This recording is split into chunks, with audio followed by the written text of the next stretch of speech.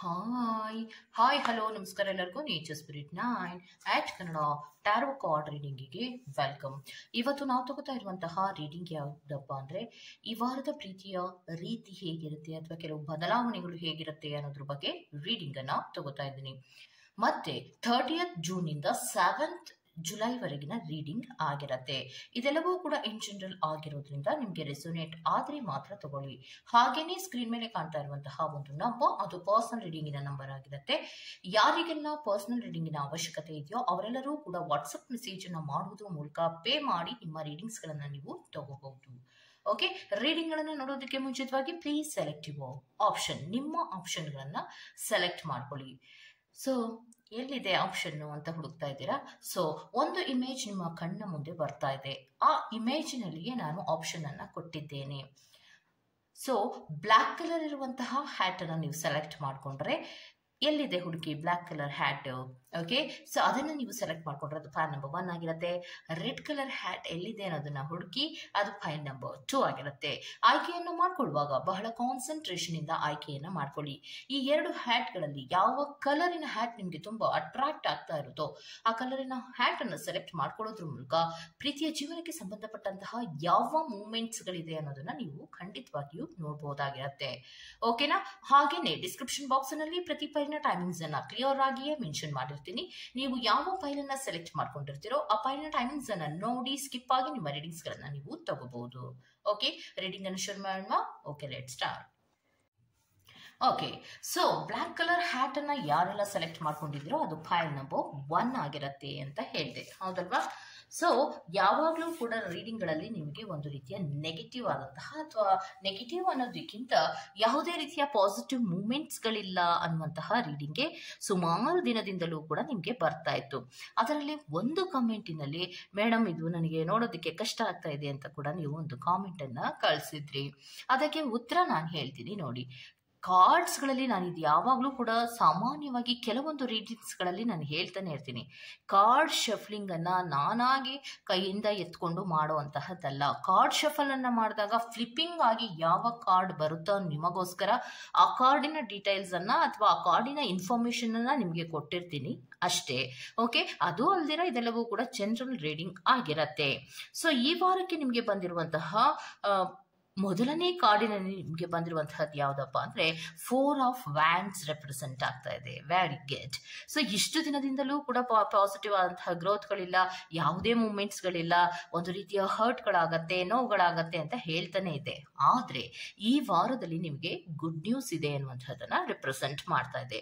ಕೆಲವೊಬ್ಬರು ಪ್ರೀತಿಯ ವಿಚಾರದಲ್ಲಿ ಒಂದು ರೀತಿಯ ಸ್ಟೆಬಿಲಿಟಿಗಳನ್ನ ಪಡ್ಕೊಳ್ಳುವಂತಹ ಪ್ರಯತ್ನಗಳನ್ನ ಮಾಡ್ತಾ ಇರುವಂತಹ ಸಾಧ್ಯತೆಗಳಿದೆ. Because 4 of wands is represented by wedding and engagement ಅನ್ನ ರೆಪ್ರೆಸೆಂಟ್ ಮಾಡ್ತಾ ಇರೋದ್ರಿಂದ ಒಂದು ಸ್ಟೆಬಿಲಿಟಿಗಳನ್ನ ನೀವು ಪಡ್ಕೊಳ್ಳುವಂತಹ ಸಾಧ್ಯತೆಗಳಿರುತ್ತೆ.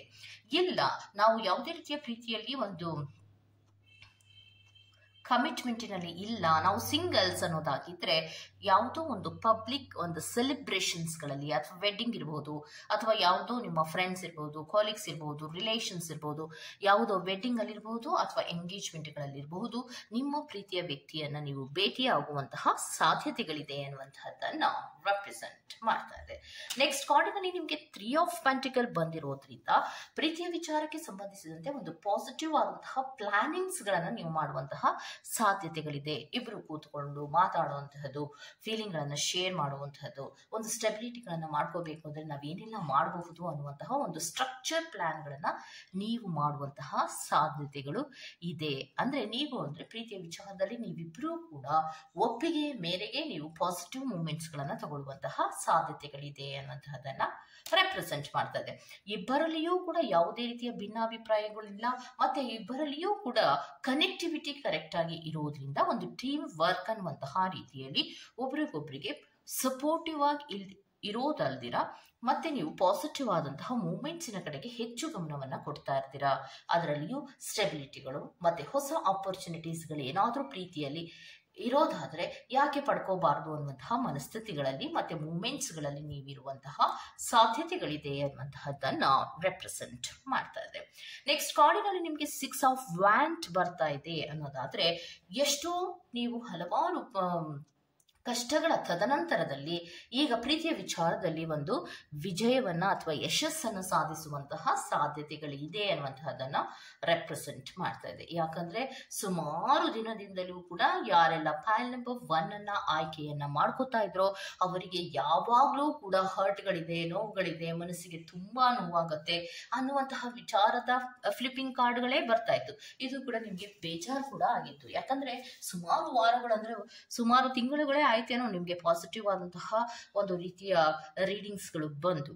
ಆದ್ರೆ ಎಷ್ಟೇ ಕಷ್ಟದಲ್ಲಿದ್ರು, ಯಾವುದೇ ರೀತಿಯ ಅಸಂತೋಷದಲ್ಲಿ ನೀವು ಇಷ್ಟು ದಿನ ಇದ್ರೂ ಅದೆಲ್ಲವನ್ನ ಕೂಡ ಜಯಿಸಿ ನೀವು ಮುಂದೆ ಬರುವಂತಹ ಸಾಧ್ಯತೆಗಳಿದೆ ಅನ್ನುವಂಥದ್ದನ್ನ ರೆಪ್ರೆಸೆಂಟ್ ಮಾಡ್ತಾ ಇದೆ. ಯಾಕೆ ಆ ರೀತಿ ರೆಪ್ರೆಸೆಂಟ್ ಮಾಡ್ತಾ ಇದೆ ಅಂದ್ರೆ, ಪ್ರೀತಿಯ ವಿಚಾರದಲ್ಲಿ ಇಬ್ಬರೂ ಕೂಡ ಬ್ಯಾಲೆನ್ಸ್ ಮಾಡುವಂತಹ ರೀತಿಯಲ್ಲಿ ಇರ್ತೀರಾ. ಬಹಳ ಎಚ್ಚರಿಕೆಯಿಂದ ಮೂಮೆಂಟ್ಸ್ ಗಳನ್ನ ತಗೋತಾ ಇರ್ತೀರಾ.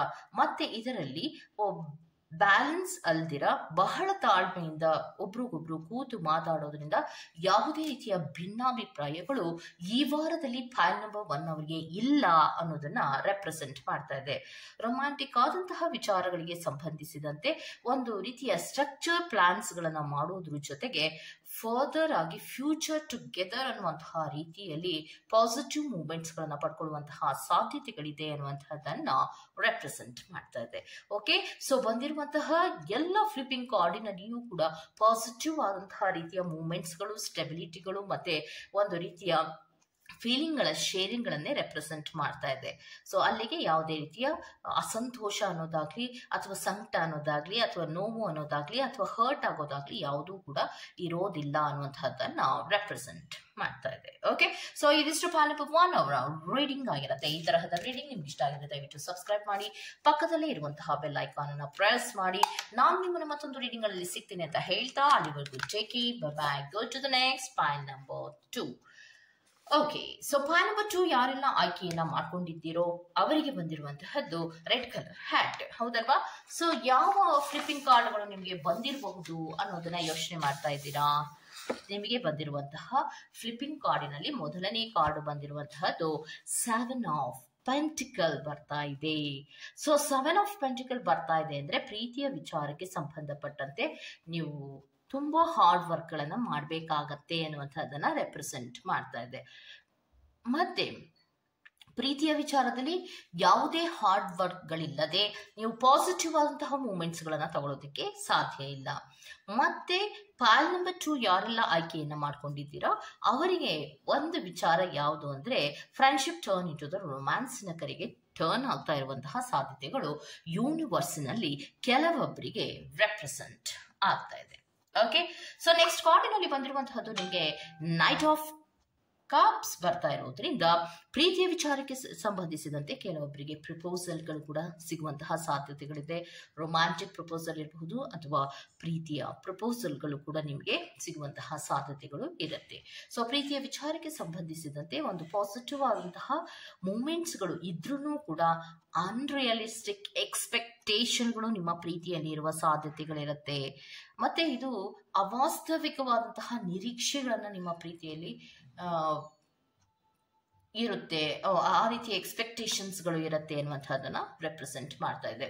ಮತ್ತೆ ಯಾವುದು ಸಾಧ್ಯ ಇಲ್ಲ, ಈ ಒಂದು ಮೂಮೆಂಟ್ ಅನ್ನ ಈ ಪ್ರೀತಿಯಲ್ಲಿ ನಾನು ಸಡನ್ ಆಗಿ ತಗೊಳ್ಳೋದಕ್ಕೆ ಸಾಧ್ಯ ಇಲ್ಲ ಅಂತ ಏನು ಆಲೋಚನೆಗಳನ್ನ ನೀವಿಬ್ಬರಲ್ಲಿ ಒಬ್ರು ಮಾಡ್ತಿರೋ ಅದರ ಎಕ್ಸ್ಪೆಕ್ಟೇಷನ್ಸ್ ಅಲ್ಲೇ ನಿಮ್ಮ ಪರ್ಸನ್ಗಳು ಮೇಲ್ ಆಫ್ ಫೀಮೇಲ್ ಇರುವಂತಹ ಸಾಧ್ಯತೆಗಳು ಇರುತ್ತೆ. ನೆಕ್ಸ್ಟ್ ಕಾರ್ಡಿನಲ್ಲಿ ನಿಮಗೆ ಬಂದಿರುವಂತಹದ್ದು 4 ಆಫ್ ಕಪ್ಸ್ ಆಗಿರೋದ್ರಿಂದ ಪ್ರೀತಿಯ ವಿಚಾರದಲ್ಲಿ ಲ್ಯಾಕ್ ಆಫ್ ಫೋಕಸ್ ಅನ್ನ ರೆಪ್ರೆಸೆಂಟ್ ಮಾಡ್ತಾ ಇರುತ್ತೆ. ಯಾಕೆ ಮೇಡಮ್ ಅನ್ನೋದಾದ್ರೆ ಅನ್ರಿಯಲಿಸ್ಟಿಕ್ ಎಕ್ಸ್ಪೆಕ್ಟೇಷನ್ಸ್ ಗಳು ಎಲ್ಲಿರುತ್ತೋ ಆಗ ಇಬ್ಬರಲ್ಲಿ ಒಬ್ಬರಿಗೆ ಅದರ ಒಪ್ಪಿಗೆ ಇರೋದಿಲ್ಲ. ಆಗ ಪ್ರೀತಿಯ ವಿಚಾರದಲ್ಲಿ ನಿಮ್ಮ ಕಡೆ ಫೋಕಸ್ ಅನ್ನ ಮಾಡುವಂಥದ್ದು ಯಾರಿರ್ತಿರೋ, ನೀವು ಎಕ್ಸ್ಪೆಕ್ಟೇಷನ್ಸ್ ಗಳನ್ನ ಯಾರು ವಿರೋಧ ಮಾಡ್ತಿರ್ತಿರೋ ನಿಮ್ಮಿಬ್ಬರಲ್ಲಿ ಒಬ್ರು, ಆಗ ಇನ್ನೊಬ್ರು ನಿಮಗೆ ಇಂಟ್ರೆಸ್ಟ್ ಅನ್ನ ತೋರಿಸೋದಿಲ್ಲ ಅನ್ನುವಂಥದ್ದನ್ನ ರೆಪ್ರೆಸೆಂಟ್ ಮಾಡ್ತಾ ಇದೆ. ಮತ್ತೆ ಇಗ್ನೋರೆನ್ಸ್ ಗಳನ್ನ ರೆಪ್ರೆಸೆಂಟ್ ಮಾಡ್ತಾ ಇದೆ.